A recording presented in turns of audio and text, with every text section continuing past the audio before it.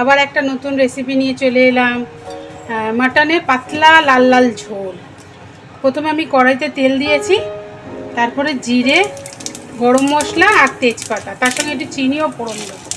এবার একটু ভাজা হয়ে গেছে, চড়বড় করতে আমি পেঁয়াজ কটা তুলে দেবো। একটু ভাজা করি।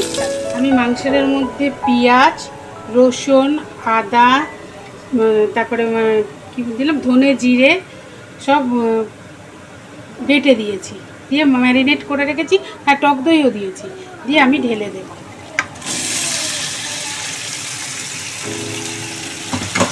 ঢেলে দেওয়ার পর আমি একটু কষিয়ে নিই। তারপরে দেখো বন্ধু, আমি আদা রসুন পেঁয়াজ, ধনে গোটা জিরে আর এক টমেটো, একটা বড় টমেটো আর একটু পেঁয়াজ বেটে দিয়েছি, বেটে দিয়ে দেব। এই সময় আমি নুনটাও অ্যাড করব। আমি ম্যারিনেটের সময় নুন দিয়ে দিই, কেন জল বেরোবে তো, ওই জন্য নুন দিই, আমি আলাদাভাবে নিয়েছি। এই সময় একটু হলুদ, আমার মনে হচ্ছে একটু হলুদ গুঁড়োও লাগবে, এই সময় একটু হলুদ গুঁড়ো দিয়ে দেবো, দিয়ে তারপর আমি ভালো করে কষিয়ে দেবো। মোটামুটি তেল ছেড়ে দিয়েছি। এবার আমি কী করবো, একটু গ্যাসটাকে কমিয়ে দিয়ে আমি প্রেশার কুকারে ঢেলে নেব।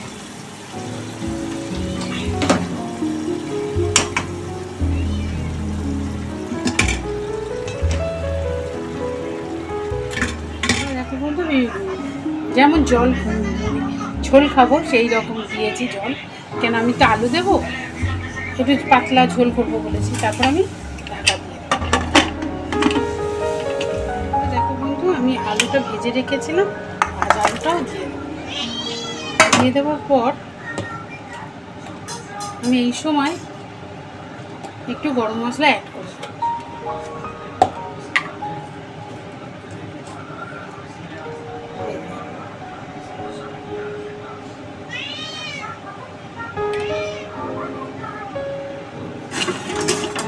করে একটু নিয়ে আর একটা সিটি দিয়ে দেবো,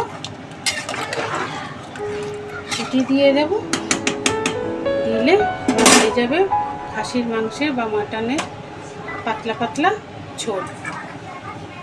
তাহলে আমার যদি ভালো লেগে থাকে রান্নাটা, তাহলে আমার চ্যানেলটাকে সাবস্ক্রাইব করো, শেয়ার করো, কমেন্টস করো অ্যান্ড লাইক করো।